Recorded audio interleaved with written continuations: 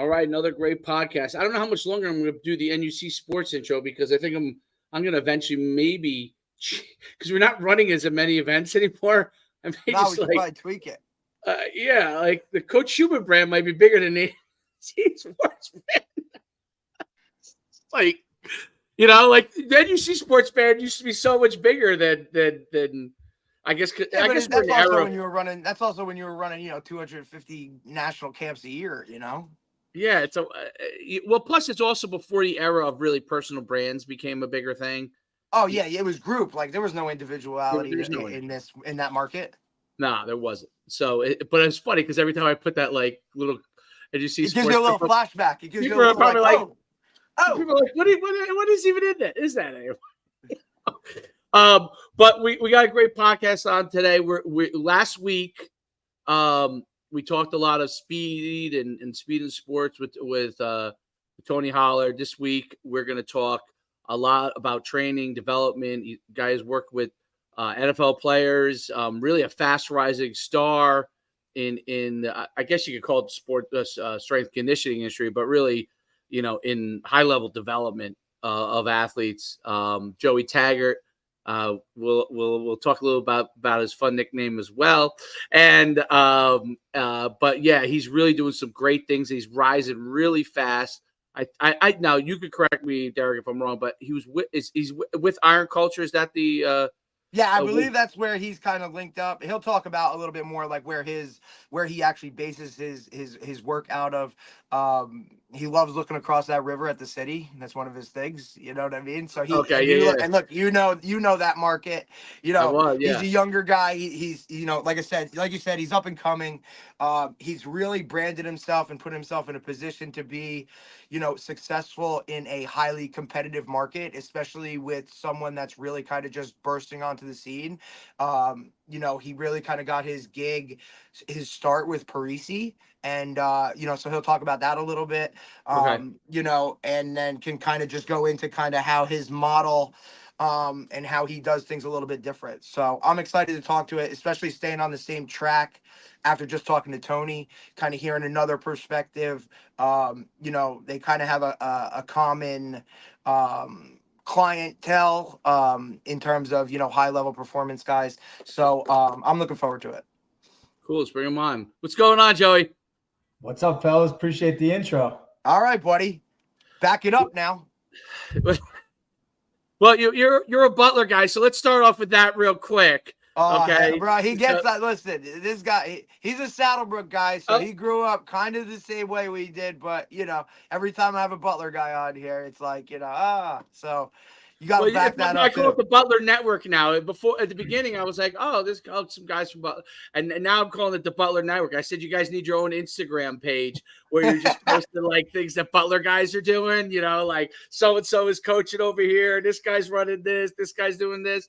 I think it's pretty cool. Actually, the truth is, it's pretty cool that like you guys are all stay connected, and I think that's one of the beauties of a small town. Yeah. It's one of the perks. There's a lot of downsides to a small town too, right? Oh yeah. When you're in a downtown small town, if you're kind of looking to do something, you're always trying to get out. But yep. But you don't realize there was also a beauty of it too at the same time because you guys are all interconnected. You don't realize that till later, I guess. Actually. Yeah, the network that it creates, and you saw it firsthand when we had Coach Mickens on, and before you know it, it was like Butler this, Butler that, and it was just like the amount of views and stuff blew up because it was just Butler people like, oh, somebody's recognizing our little hometown. So it's definitely a network that's a positive thing. Tell everybody your background so we can really kind of we'll roll from there. We introed you, but really. How you got to where you are today, kind of, the roots of everything and what you're doing now. So right now, I'm basically, simplified as a personal trainer. I work with athletes from youth to high school, college, NFL. And then I also work like with your general population for one-on-one, whether you're adult, boot camp, small group training. I grew up in Butler with Derek. I grew up with him, his family. We were playing sports together. He was a little bit older. My high school, I basically ended with sports in high school. I had like a very close family member of mine who passed away in a car accident the day after my 17th birthday. And that kind of was like a spiraling effect for me. I took that very hard and kind of threw away like my path of playing collegiate football. I had the opportunity, but I took it very hard and basically just threw it out the window. And then fast forward, 2015, I got an opportunity to interview at Paresi Speed School. I met with Rich Sadib and Bill Paresi, another gentleman, Craig Stoddard. After 2 interviews, they hired me. I accepted the job, and then from there, it kind of just skyrocketed. Derek says, you guys kind of mentioned like fast riser. I've been doing this for a little over 10 years now. But when people see me now, they kind of look up, they may just know me now and look at it as like overnight success. But I feel like I'm just getting started, and I've been doing it now for 10 years. So it's pretty cool to see where it all kind of unfolded. You guys actually had like a mentor of mine, Mike Smith, on here, who a big part of Derek's life. Mike's the one who kind of kept me on the straight and narrow throughout high school. I was a very good skier. I won my first competition as a freshman in high school. I won a couple $1,000s. Back then, you couldn't accept money.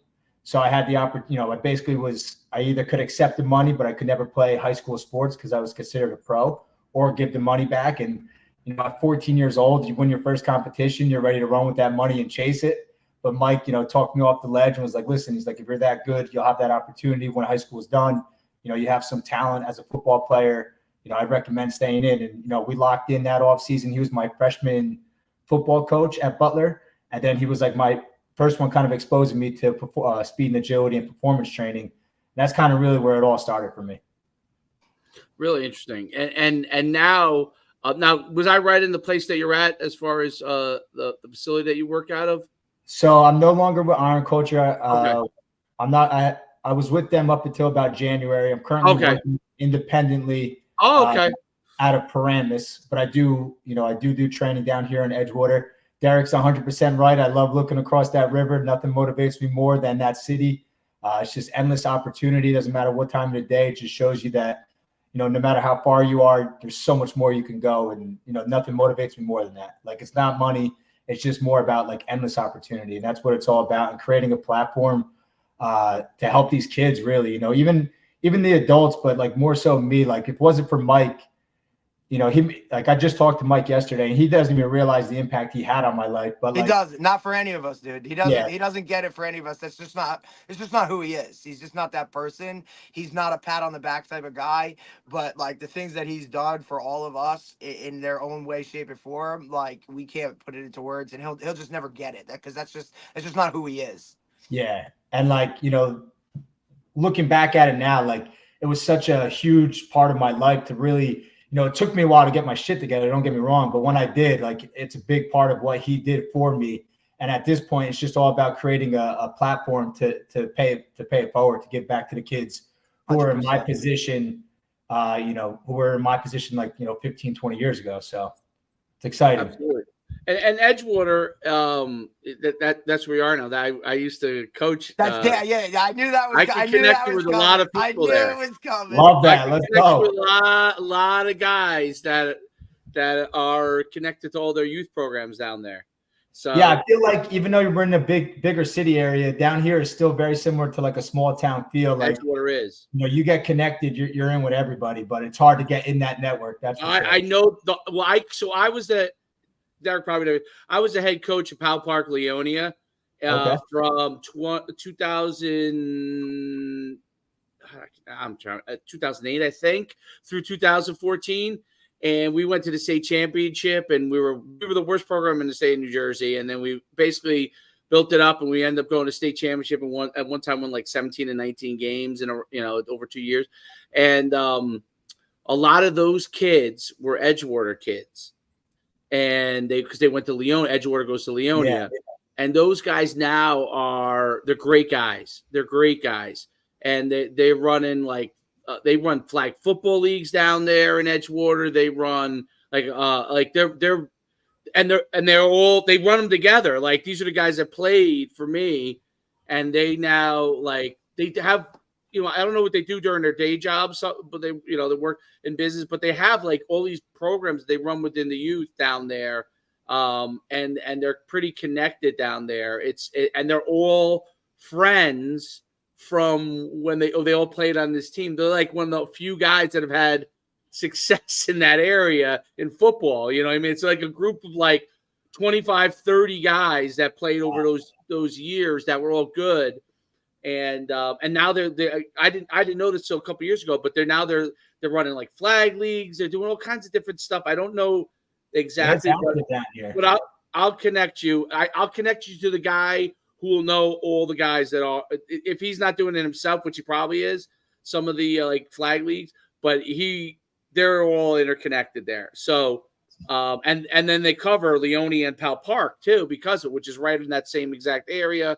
And then obviously, all the towns that are right around that area. But, well, like you said, it's kind of like a small town feel still, right? It is. And those guys all played together, so now they're just staying in the network.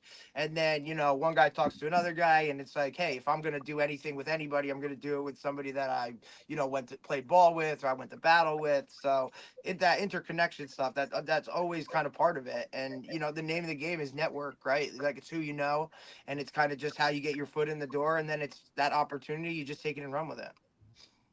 Yeah, no, it's great. So talk about, so you've trained in a lot of different, you're running the gamut, right? Talk about some of the things philosophically that you're seeing and that you like to do as far as from a development standpoint for athletes. Well, when I got started at Paresi Speed School, so from speed, I've learned, from the best, Rich Sadid, Bill Paresi, and then the network that Bill Paresi brings to that franchise is huge. And then when it comes down to like positional work, I really learned that from like Mike. He's phenomenal when it comes to positional work and agility. But now like the biggest thing with me is it's the basics. So many people, especially with Instagram now, I hate to say it, but like they go even just straight to positional work or all these fancy drills, and they can't even master the foundation, right? So like, no matter what, I always rely on your overall just basic speed work, right? From acceleration to top speed. I think that's so crucial. It doesn't matter what level you're at, whether it's a youth athlete, high school, college, NFL. I think that always has to be a staple in your workouts. And then from there, you kind of, if you're at the NFL level, you're more fine tuning. If you're at the youth level, you're developing. But I'm a basics guy when it comes to the weight room and when it comes to the speed work as well. I believe it aids and plays a big part in injury prevention or, reduction of injury. But that's where I'm at. I mean, some of these kids, like I'm starting to realize, because I've gone through my first cycle now of having, a kid from like 8th grade freshman year now drafted into the NFL, so going through that, some of these guys, they start with me and then they fade off and come back. But I think what it realizes is like, they're always thinking like the grass is greener. Like there's all these other fancy drills they're missing out on, but then they realize like it's not. Matter. And if they do get exposed to that, they realize it's not smoke and mirrors, bro. Smoke and mirrors. So, being a basics guy, I think it hurts me, but in the long run, it really helps me. One thing that I would say is like, I'm more consistent than 95% of the trainers out there. That's really what's helped me get to where I am today, between being consistent, reliable, and then being able to grow a network. Like, I guess my bartending days have really allowed me to talk and network with everybody. So, that's really just a big part of it. Yeah. Well, those truth is those skill sets are part of being, a good people person. And that's training. The training business is really that. Like now it's not just about obviously you got to know what you're doing, but there are a lot of people that don't know what they're doing and they got clients because they're personable. If you're personable and you know what you're doing, you're really the ultimate person that people want to train with.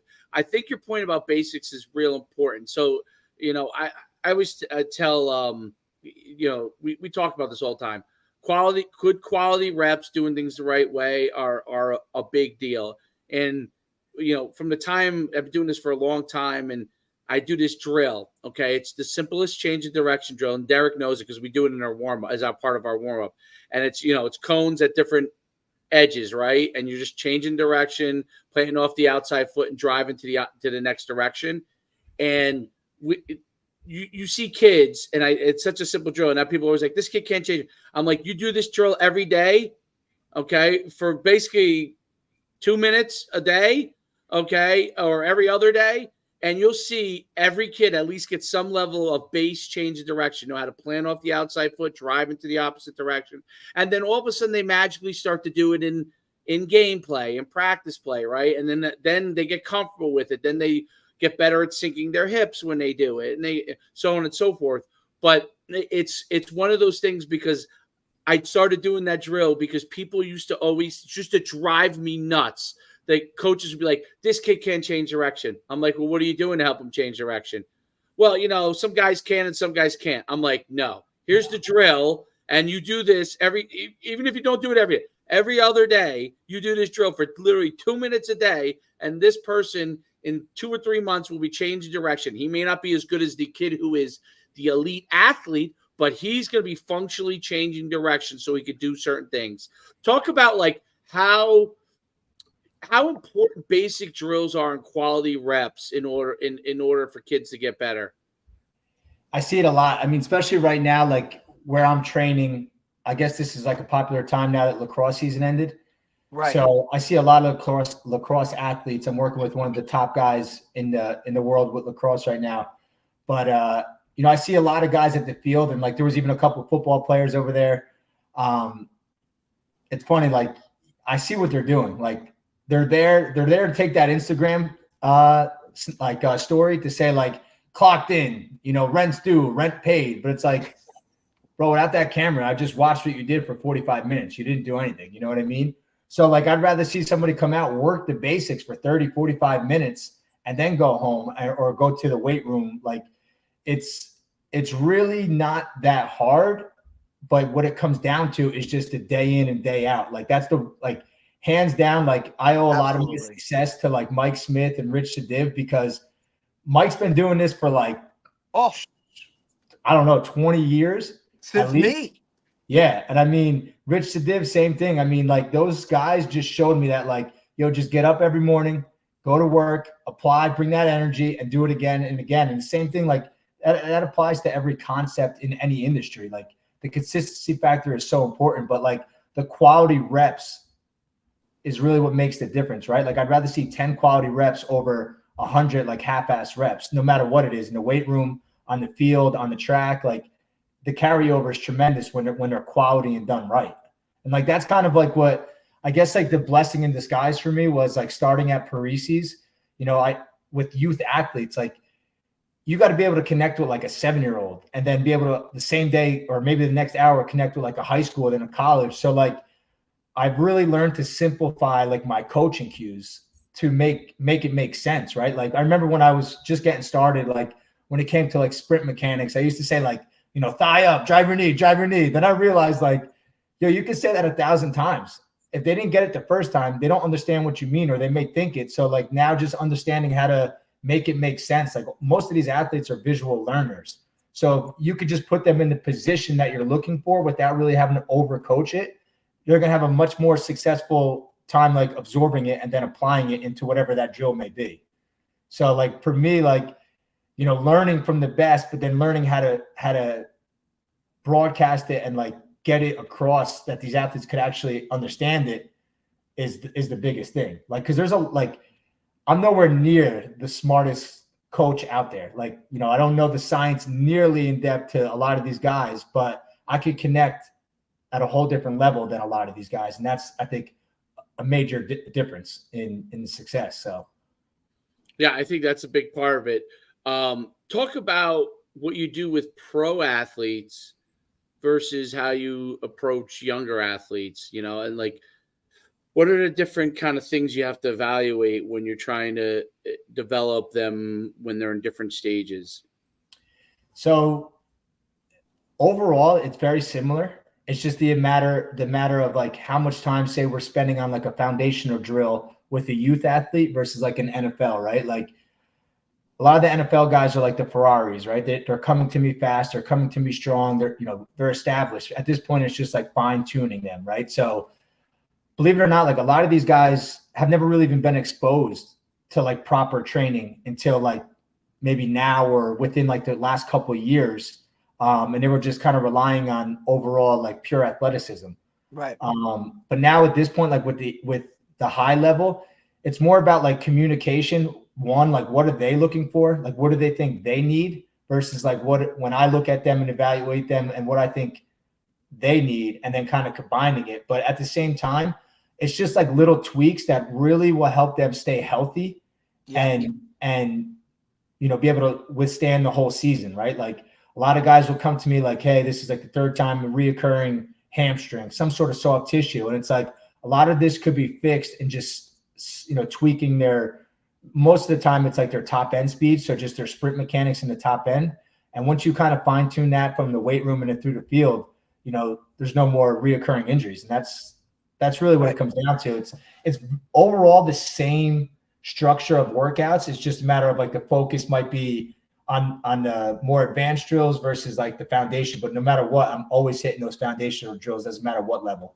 Right. And those guys on that level, that's what they're looking for, right? They're looking to increase their longevity. They don't want to be this, hey, I'm in the league for 3 years and now I'm out because I can't stay on a team because I pull a hamstring every camp, right? Or so those guys coming to you, or maybe they're just looking for a different viewpoint, right? Like they've been with a trainer, it's kind of the same thing. They're looking to shake things up, or even if it's guys that are just now coming to be a part of a new team, right? Like they just signed a new deal and they hear from one of their boys like, hey, there's a guy up there who can really help you.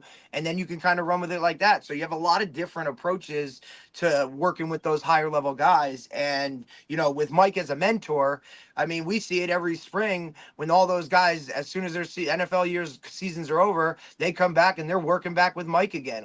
That's just kind of the way he's always done it. And for you to just take that model and run with it, like, I think you can, just sky's the limit, really. Yeah. Mike really laid the foundation of how to get things done. Like Mike was working UPS for years while training until he got to the point.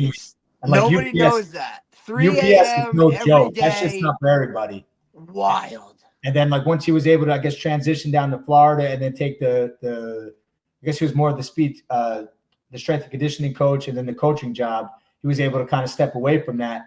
And I did the same thing with bartending. Like when I first started with Paresi's in 2015, I was a full-time bartender. Back then I was working 80, 90 hours a week. Like people had no idea. Like from, Saturday morning, I'd be in the gym from say 7 a.m. to 4 in the afternoon. And then I'd bartend from 5 at night to 4 in the morning, open the bar from 8 a.m. to 4 a.m.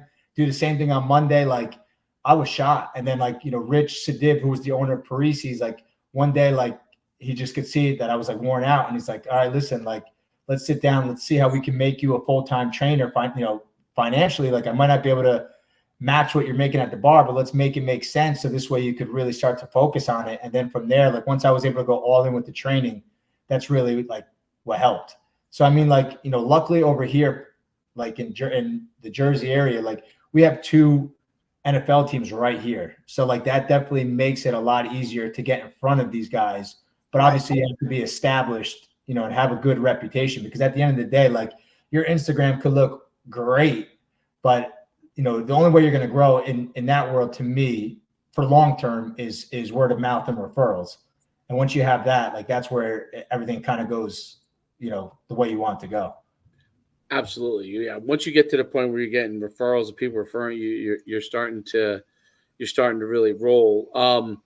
Yeah, that's when you're turning the page, really. Talk about so you work for Paresi, they're kind of your mentors from a speed standpoint. What are some of the things that you do with your athletes that you want people to know that makes you different? Because speed, and you talked about this a little bit, and that might be other kind of drills, but in Instagram, Instagram's the number one, but it could be any of the platforms. But Instagram's the primary platform where trainers are posting stuff for the most part. Correct.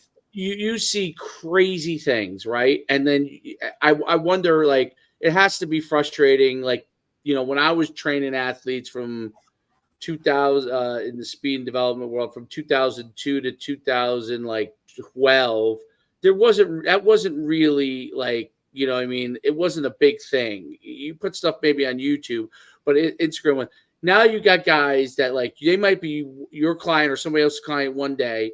They see some video where a guy's doing all kinds of crazy drills with 9,000 cones and hurdles in there, and you're going through all these different things. And some kid who's a freak athlete looks really fast doing it, and they're like, I'm gonna go train there so I can be good like that kid is, right?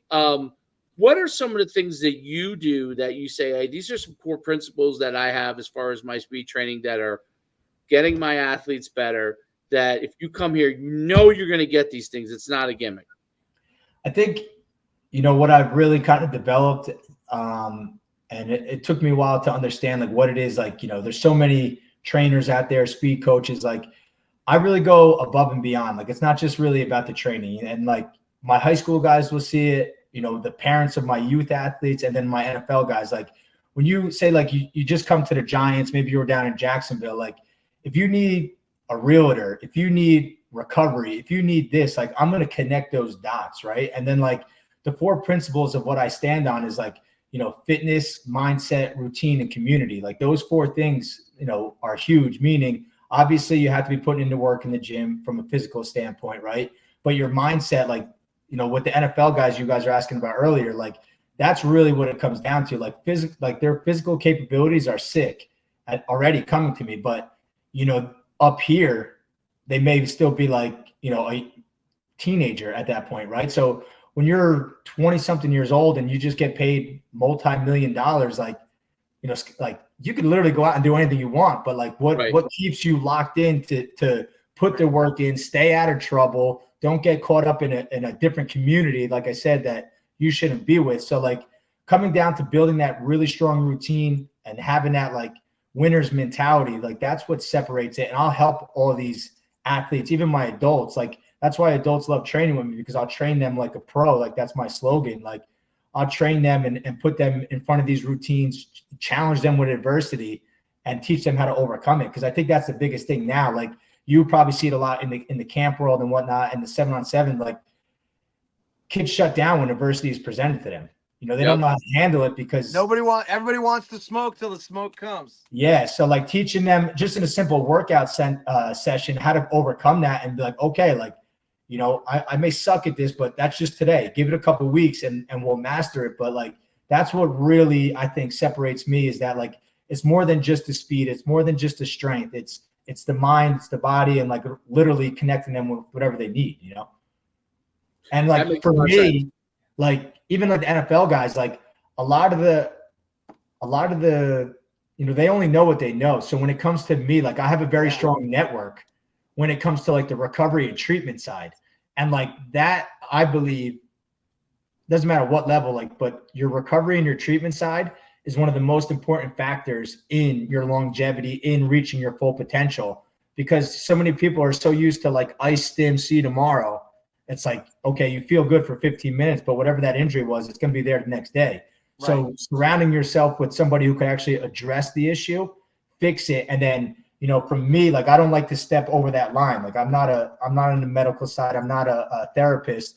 So I communicate directly with them. We speak the same language. And then, it's just like that revolving circle of wellness to make sure they have everything they want or they need, really. Is that surprising about how many of the elite athletes don't understand it? Like when you start talking about it, what is that education like for them? Because it's amazing. They're so athletic, right? And they've gotten a long way off of, working hard and being athletic. What is that like? And they just don't understand, like, even how to take care of themselves on like level 101. Yeah. I think, one thing I've learned is that like, so many athletes are easily persuaded, right? So like, you look at some of these guys, like I forget, like some of my closest guys that I've been with since college, like, they're 6'4", 330 pounds. When you look at them, they're like grown men. But then when you take a second back, like, they're in their low 20s. So like understanding, you got to take a second to remember, like, they're young. You got to help coach them. But, it's so easy when you become that guy, everybody gets in your ear.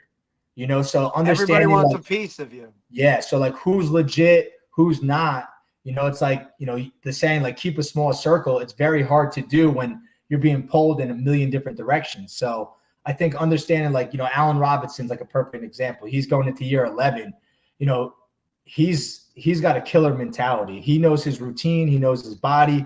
He knows that, like, if he has like a steak on Thursday, how much his weight is going to fluctuate. He knows like what type of, you know, there's a million different recovery tools, and not saying any are better or worse, but certain ones work better for this individual versus that one. So he understands what works for him, and just sticks to it. Right. Like, you know, he may be doing, say, dry needling, but someone says like, oh, acupuncture. It's like, no, I'm good. The dry needling has been working for me. Like, stay in your lane. And that's like, to me, that's like everything. It's just understanding like how to cancel all the noise, and understanding like whoever you're taking advice from, like, they're legitimate and they have your best interest in mind. Right. They're not just trying to use your name to up their game so that they can now go and get more clientele. And I think that's what those guys will respect that and trust that. And now they'll always go back to you because they know you're not just using them for a paycheck or, you know, something of that nature.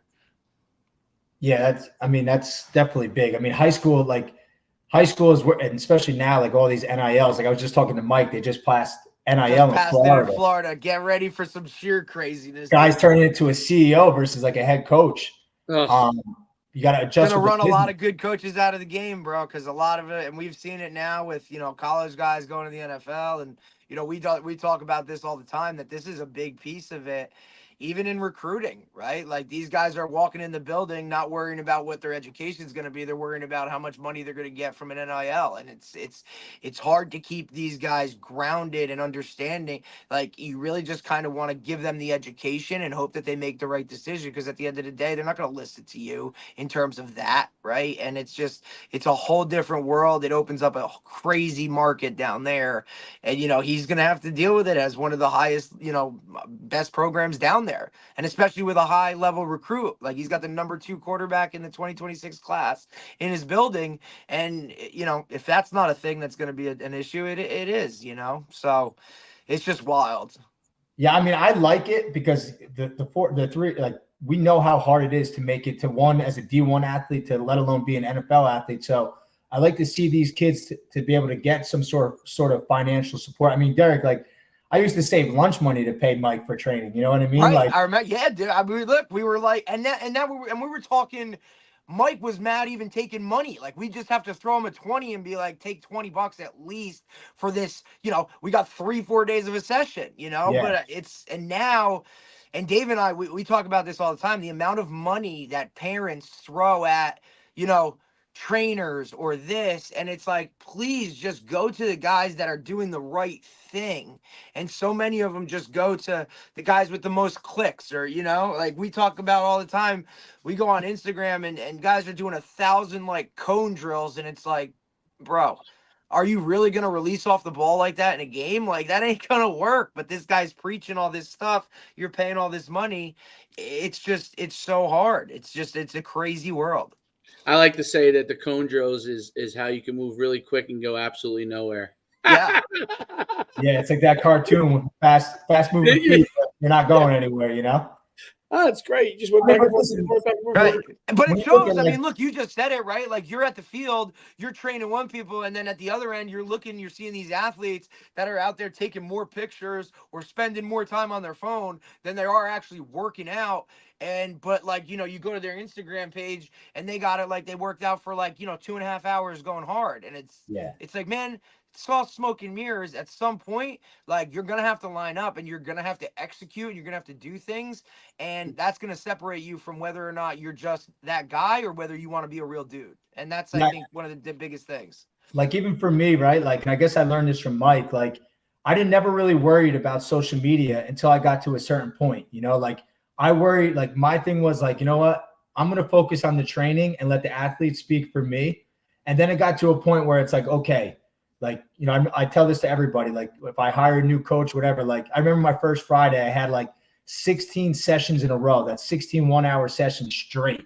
Thursday night, I was like bragging, like, oh, I can't wait. By the end of Friday, I was like, shoot, like, that was cool, but I don't ever want to do that again. So now, like, how do I maximize like my income without having to train as much? And that's when I really started to make that shift to like the business side versus like the trainer's mentality, right? So then I went from like training athletes to then training coaches or coaching coaches. Right. So it kind of took a step up. And like, from the Paresi side, I learned the training, no doubt. Like that's where the foundation, like most of my success of the training came from. My last 18 months or so with Iron Culture, I learned a lot more on the business side. And now being independent, I'm able to apply all this and then take the good, what I liked, what I didn't like, and kind of put together like my system that's working for me. So it's like, it all comes together, but you just got to have the open mindset with it, which is good. Yeah, it's how you can reach more people, and it does become tough in training because I remember that, like, okay, you go and you do now you're doing if you're doing 40 sessions a week, right? Like that's like maxed out to the brim, okay, and then you look at the math on, you're like, oh, and you're like, wait a minute, Yeah, you're like, I've got to find a better way. Like, I'm doing every session, and this is what your paycheck's good, but you're like, wait a minute, how am I going to get to the next level, right? And the only way to get to the next level is start to like train coaches, develop your own system, your team, your online pro. There's a whole bunch of different ways you can do it, but there's all different. But you have to leverage some of those avenues at least in order to be able to do it. I used to have this. I don't know if you know him, but one of the guys I used to send my pro guys to when I was in Asia, this guy, Justin Cavanaugh, we had him on, Dirk. And Justin is now like, now he still has his training facility in Virginia, and he still trains like a few pro athletes, still has the high school kids, but he developed like his system where he had guys underneath him. And then he now mentors, like he has this, he's always on this, like, he's always talking at like these different conferences with respect to speed development or leadership development or developing your system. And he's like mentoring coaches, you know what I mean? And that's how he's really kind of grown. That's one way he's really grown his own business. But I remember me and him used to have these conversations when he was training some of my pro guys. And we would talk about it. I'm like, how are you going to, get to the next, like he had a facility, he's doing what, but he's like, I'm thinking about doing this. I'm thinking he wrote a book and then he was able to leverage it to speaking and all that kind of stuff. And he did it. Like he literally did it. Like he got himself out of the facility, you know what I mean? And it wasn't just about the facility and the training part, and still has the training, but he's able to leverage all these different avenues to become successful. And it's, I think you're on the right path from that standpoint, because that's how you can reach more people, right? You ultimately it's about how are you going to create more people to be successful, and you'll have your group of guys that you want to train because that's the guys you want to be, like, hey, this is part of what I need to be able to do, but you also want to have your team. And then managing that team becomes the harder thing over the years. I'm sure Bill Paresi could probably tell you about it better than anybody. Because he's managed it for a long time, and he's gone through. I know Bill very well, and he's gone through the highs and lows, and investors and franchising and developing coaches, and now he speaks obviously all over the place, all over the world on training, and so even a guy like Bill Paresi, who's one of the literally founding fathers of the speed stuff. Had to get himself out of the facility, right? And in order to get himself to be successful. So he's a great model from that standpoint. And everybody has a different path, but ultimately that's what it has to become. What are some of the aspects that like you see yourself kind of really starting to drive towards as you continue to evolve your system? What are things that you really like within this business that you want to continue to grow? I'm at a point now where I'm looking at the next step, whether, most likely going to be my own facility. I'm pretty close to securing a location to open that. And really the purpose is tough. It's tough, but like in 2019, for example, like when I was training, I was in the process to becoming a fireman in Patterson. Like that's, to 99% of the world, you take that job, that's, you retire after 25 years. It's a 6-figure job, pension, benefits. Like when I got that call and I said, no, thank you. Like I went through the whole process and I was like, this just isn't what I want to do. Like financially it might make sense, but like, it's not what I want to do. It's not what's going to make me happy. So I turned it down, and like my family like wanted to kill me.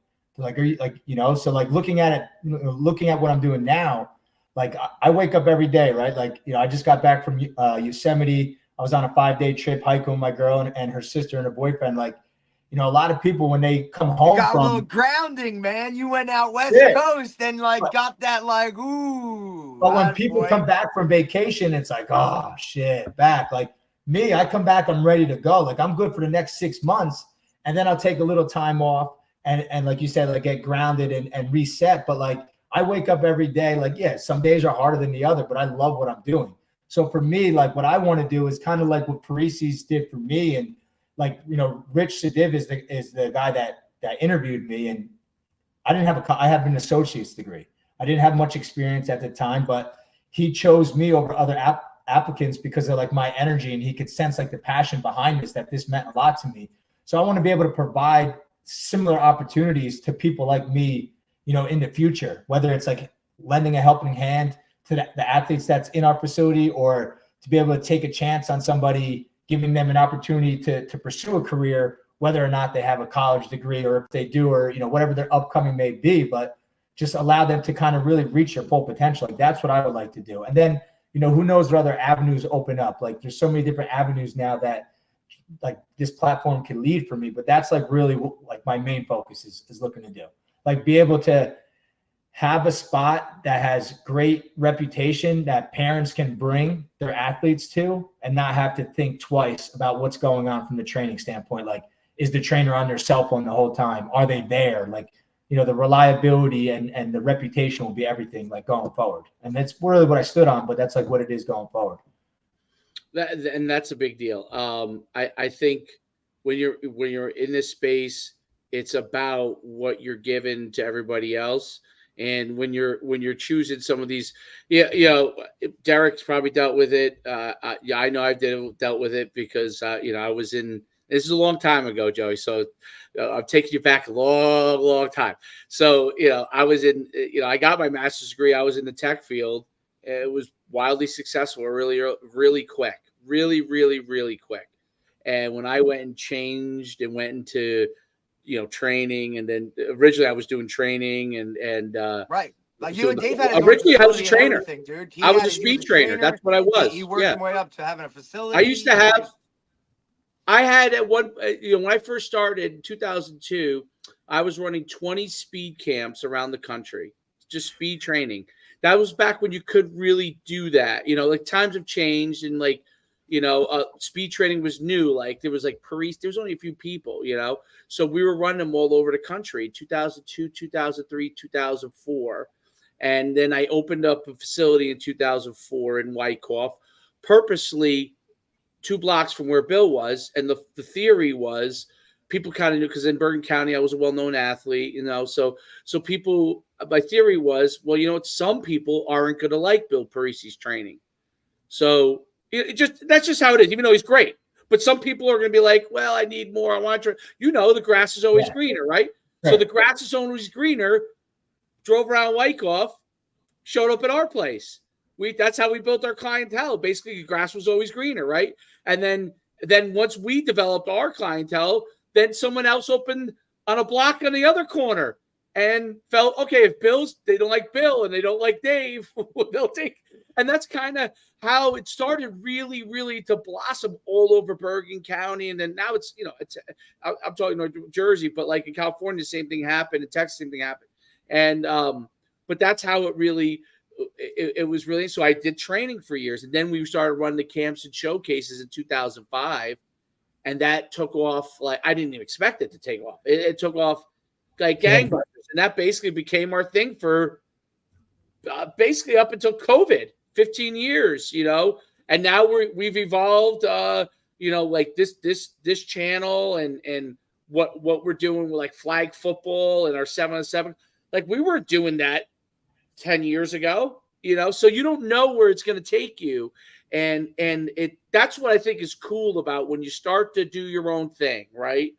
You start to, you have your own thoughts about how you want to do it. And you're not just I say this, you're not just a slave to how much money you can make. Now, ultimately, you got to make money, right? Yeah, like you got to be, financially successful at some point, or you got to do well enough to be able to support your family. Otherwise, you're not going to be able to continue to do it. But if you are able to do that, you wake up every day like excited about what you're doing. Now, there are some people that are excited about, going in and doing finance. That's great. That's not for me. You know what I mean? There are some people that are excited probably about being firemen.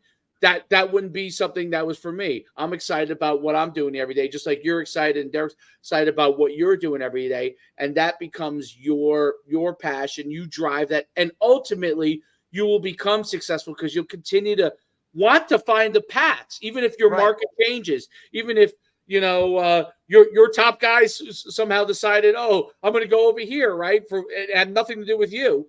You're going to continue to figure out, okay, I like this. I like that. I'm going to build business with this. I'm going to build business with that. And you'll figure it out because you have a desire in that world to be successful because you enjoy it. Ultimately, if you choose something just because you're going to get a few more dollars, I mean, you wake up 25 years, I'm 50. If I woke up, I probably could be worth tenfold, but I would be drudging myself to New York City every single day, not looking at it like you are and enjoying the view. Yeah. Up on the subway. I mean, I did it when I was doing. You're on the subway, you're on the train, sitting in 2 hours traffic. Come back, you don't see your kids till 7 o'clock. You know what I mean? And by the way, they're going to bed at that time anyway, right? So then now for some people, that's great. Everybody has their own path. Guys that like that, that's what they should do. But for me, and for guys like us, like we're seeking something different, right? And that's I always thought that was the beauty of the original part of the trainer's path. It doesn't mean in the long run that there are guys that want to train all the time, and there are guys that want to do, but that the training opened my mind to all the things that could be possible, right? Like it's amazing because when you're bartending, right, you're doing your personal, but you're locked into like something you have to do. It's a task. Training starts once you start training athletes, you're trying to figure out how to better them, and ultimately you end up trying to figure out how to better yourself because that's the culture, right? You're trying to, how can I get this guy to be the best he can be, or the girl, or whatever it is, to be the best that they can be, right? And ultimately, you're saying, how could I strive to get them to be the best they can be if I'm not trying to figure out the way that I could be the best for myself to be? Because if I'm not, that's everything, right? Like for me, like looking back at it now, I started in 2015, 2014, but 2019 is when I really started to apply the same concepts to my athletes, to myself. And once I was able to lock that in, because, at the time, Paresi Speed School was in the same gym as a Crunch Fitness. We bought Crunch Fitness and took that over. So at that time, we went from like renovating, opening a new gym, running Paresi's. At the time, I was partners with Matt Sims with the Sims Complete QB. Yep. So my hands were full. I knew, I was like, listen, if we're going to do this, like I got to be 100% locked in. So I got into a new routine. And since then, like that has allowed me to escalate. But now, like, understanding that like any person you meet on a day-to-day basis could be somebody that like makes that overnight success, right? Like this year was my hands down biggest NFL offseason. And it really came down to one guy who facilitated all, David Sills, who's now with the Broncos. They signed him. That's awesome. Yeah, so he was with them last year. He's with them now, but like he was the guy that, one of my other guys, Matt Pert, who was with the Giants, they were teammates. He recommended me. I connected with David, and then David opened the doors. I ended up having Saquon for like a month or like a few weeks this offseason before he went down to Philly. Alan I've had for a few years, but he was a referral. I had a few guys this year that like really made my offseason, but this is like what kind of like you guys said in the beginning, like people look at it as like I just took off now, but it's all because of like one person. So like Bill Paresi taught me very well, like in the beginning, like, I used to worry about getting a million athletes to train. He's like, Joe, just focus on the person in front of you. And then like that one will turn to two to four. I know it sounds like so classic, but like you apply that, like that's what really helps you take off. And now like other business ventures are coming together because of these connections, and that's what it's all about. And I know David Sills very well. David Sills, I know his father very well. So when we used to run, we ran. I don't know. I'm trying to think of the year. It must be 09 or 010. 2010. But David Sills was originally at a school called Red Lion Academy, and we hosted our showcase there. And Mr. Sills was one of the ones facilitating that, and his coach at the time, which is now the guy's now at Newman Goretti in Philadelphia, but his coach at the time. And then he had Easter Christian High School, which was father funded the high school, which had all scrimmaged him at Boston. He was, I think, a junior. Yeah, played against you. Oh, you guys played against him. Okay. Yeah, we scrimmaged him preseason in 2012. I think he was maybe a junior at Eastern. He had already had the offer, right? Like, because he got an offer at 8th grade, and it was like a big deal. He was playing QB. Yeah, he was a stud. Yeah, but the school, it was like, they were trying to do like almost like an IMG, I guess. They were. It wasn't really an IMG. It was really more for that group of kids, and then hopeful that it would turn into something long term. But it really ended up kind of being more for David's group and the group of guys around them. I think it lasted for maybe a couple of years after David was gone. But his father was really instrumental in that whole process. Father's a great guy. And David was always a great kid. Like, he really, they adopted a kid that was on their team. He went and played at Mississippi State. He has the Stills last name now. And that's amazing. Yeah, no, like they're a great family. And Sills was in high school. I remember this. So like when we would have at our camps, we'd have these 7-on-7s at the end of our camps. Like, this was never done before, and now it's done all the time.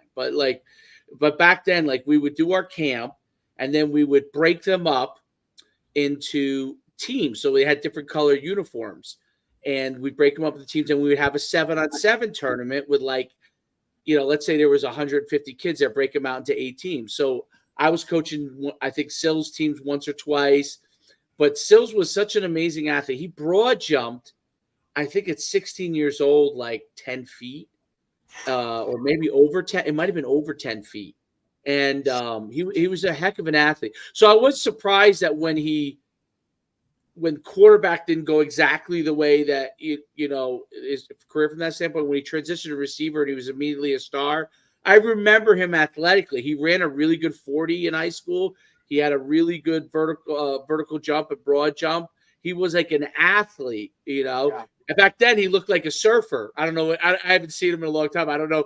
But back then, he used to have like long blonde hair. Fat boy. Yeah, like a fat boy Morristown look. Yeah. But you wouldn't have thought that like he would do all the things he could do. I like because he looked like he came out off a surfboard. You know what I mean? But he was great and really. I remember obviously as a kid, really respectful. Same. Exactly. I'm sure he's the same way still. Yeah. Good. He's a great individual, that's for sure. So it's amazing how all these things are interconnected. How can people reach out to you? How can they get a hold of you? What's the best way? Joey Sundays everything. Joey Sundays on Instagram, joeysundays.com. Very simple. Joey, I want to see if it comes up real quick. That's smart marketing, by the way. Joey Sundays. Oh wow, that's amazing! Listen. Have you got to go in? You got to file something. I got it all filed, baby. Oh, you know, yeah, good man. Got it. Come on, it's gonna be a household name soon. That's awesome. That's awesome. And maybe next time we have you on a podcast, we'll spend 30 minutes just talking about Joey Sundays. It might be longer than that. That's what I tried to say. I said Joey Sundays in itself could be an entire episode.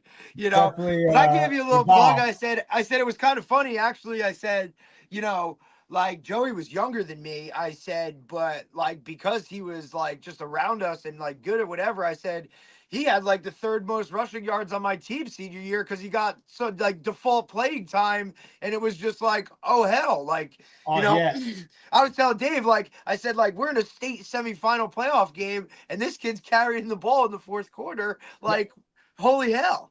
I was just at Butler. There's a new kid, an 8th grader coming out, Ryder Higby. He's a pretty good athlete, a really good athlete, but one of the kids coming out of Butler. So I actually went down there. I haven't been there in so long. Oh, you saw the blue turf. I remember walking off our old field at halftime and Mickens and Ed Primavera walking up like, yo, literally walked up behind me like, yo, Taggart. I was like, what's good? They're like, don't shit the bed. You're starting second half. I was like, oh my God. And then I balled out, but that was because Potasnik, Tommy was in Poland.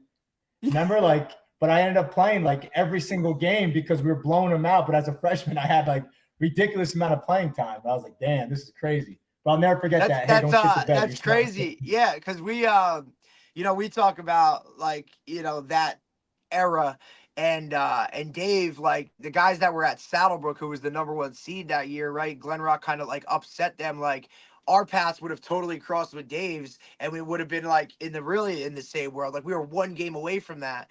We had a guy on a couple weeks ago, DJ Nymphius, and he was coaching at Glen Rock at the time. And when Dave was like, "Oh, Derek's my guy," he's like, "I know Derek, and I know Butler, and I don't want to talk about it." He's like, and It was like it just all comes back. And but that's crazy. I know. Yeah, you went back there. It's a totally different place, dude.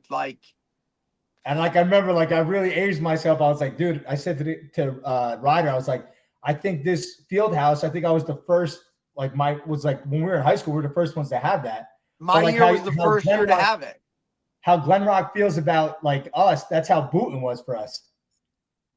These guys, I just talked about that a little bit too, with Coach Mick, and I've had Scotty Van Zyl on, right? Like guys from those older teams and all that kind of stuff. And, the one thing, it's just a different place, right? It's just totally different type of Group 1 football. And Dave understands Group 1 football in Saddlebrook. There are years you're going to be good. There's years you're going to be bad, but it's that consistency. But just how the whole town is like a cult, I tell them. It's just it's literally like Varsity Blues or a Friday Night Lights. It's that's what it's all about. That's what these people live for. And then to see guys like us that have branched out and done different things, it's not many guys that are doing stuff like us can go back to our high school and see the same coaches. Yeah. Now the question is, which character were each of you in Varsity Blues? Derek, who are you in Varsity Blues? No comment. Joey might have actually been the same guy. You guys might have been the same guy. What was his name? I mean, I know for me, I'm wearing Tweeter, right? Too. You guys are both tweeter, huh? I think to a different, maybe, yeah. I mean, what's the Billy Bob, right? I was the skinny Billy Bob too, maybe. Yeah, too, maybe. I think you had a nice little mix of both, kind of. That's but we'll leave it at that. Let's just say really, Joey was an excellent, how you always got that younger guy that hangs with the crew. That's right. Willing to do maybe some things that others aren't. Let's just say Joey was always really good for that. And you knew that if he was going to go after it, it was going to get done. And you just had to make sure that he was somewhere at 7 a.m. That he was supposed to be. And if not, you had to go grab him and it would be okay. Always there. That's great. 9 out of 10 times. That's it, buddy. That's great. That's great stuff. Well, on that note, we'll let you run. Easy. I Googled it, so I know it's easy as pie. I typed in Joey Sundays. Comes up right away, so you can't miss it. Make sure no fancy spelling, no underscores, just Joey Sundays. Like I said, Dave, we talk about how many times do we talk about it? We're looking for a kid, and we're like, dude, I can't even find your stuff because of, Mad Dog 22. Dude, put your name there. So it's simple marketing skills, dude. Well, that was funny. I mean, half my athletes, it took them 2-3 years to realize my last name was Taggart. They thought Sundays was my last name. Yeah, everybody thought your name was. Yeah, Mom, this is Joey Sundays. It's all right, my name's Joe Taggart, but Yeah, but Sundays, we're good. I remember people. I remember guys were like, "Yo, who's Joey Sunday?" I'm like, "Taggart." They're like, "No, his last name is Sunday." I'm like, No, like it's not. Like Yeah. that's a calling. Like, okay, but like it is Well, not. we know if like, you're in a Hollywood movie, the credits are going to be under Joey Sunday. So 100%. it's No not going to doubt. be Joey Taggart. It's going to be Joey Sundays. It's your alias And for your that hotel. sounds like what was the show that used to be on HBO where the guy went to Hollywood? Entourage. Entourage. It sounds like an Entourage episode, like where you're the star. You know, you're That's pretty much that's pretty much how we lived our college years, or like that's kind of what it was, to be honest. the show that show represents all the Butler stars. Pretty much in a way, shape, or form, give or take a little bit. Like I'm sure we weren't working with as much clout as they were, but we got it done, whether it was whatever it took. We're getting that clout now. We'll be all right. That's it, buddy. All right, Coach. We'll let you go. It's great having you. Appreciate you, man. Like I said, I appreciate you taking the time. You know what I mean? Like I wanted to get you on here to talk about some stuff, especially since we kind of just we're kind of been gearing towards a little bit of the strength and conditioning stuff these last couple episodes and whatnot. So I appreciate you coming on, man. Continue to do what you're doing, man. It's really awesome. Appreciate it, fellas. Thank you for your time. All right, buddy. Talk to you. All right, later, guys. That was great. That was great time. Great wow, time, bro.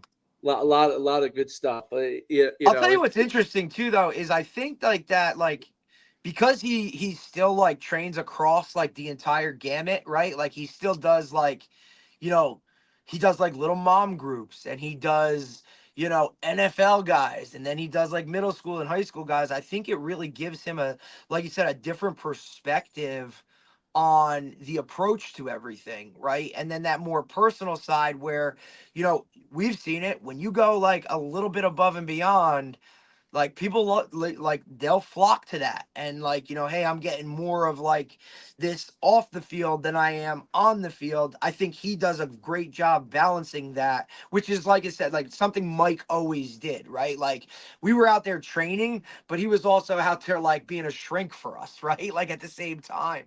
And I think that's a huge thing, especially for your higher level guys, right? Like maybe they just need a guy to puke this stuff all out to, right? And he can kind of hit on both of those things, while taking them to that next level.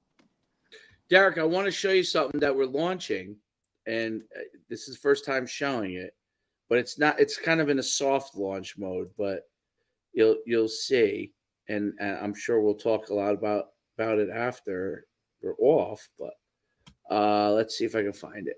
All right, here we go. All right, can you see it? Yeah. So, oh boy, we're going into supplements. Yeah. Oh boy. So, here we go. So we got supplements, our own branded. It's called Beast Elite, and all natural supplements, not non-GMO. Oh yeah, we got the whole thing. Oh gamut. Yep. So all right. So we're going in there, and we'll start to continue to build. We got to grow that part. Well, I'll start to grow, but yeah, we're that's awesome. Keep working different things that can help what we're doing. So, but that's pretty much the name of the game. Anything we can do to kind of like supplement, no pun intended, and help guys out to kind of get there and go. Like that's really what it'll take. Absolutely. So, awesome. All right. We'll get off. Great podcast. That was a great guest. I enjoyed it. It was a lot of fun, dude. A lot of fun. If anything, a lot of these guys, they have character, right? So everybody's got their own. Honestly, that's what makes it best. Obviously, the knowledge is great, but and we want that obviously because that's what we're trying to help people with. But you got to have the personality with it to go with it. So. Right, and I do remember him doing that though, dude. Like he would go to Paresi, he would train all day, then he'd go work at, I think he was like bartending at like Applebee's, bro, and he would be there like all night. He'd like sleep on in like one of the freaking booths, and then wake up and go open up Paresi. And it was like, dude, like you're gonna be running on zero really soon. And then he kind of, like you said, like took it to that next level. And then to turn down being a firefighter, like you gotta at least, like the passion is gonna, you know what I mean? Gotta be there. 100%. But awesome, appreciate it. All right.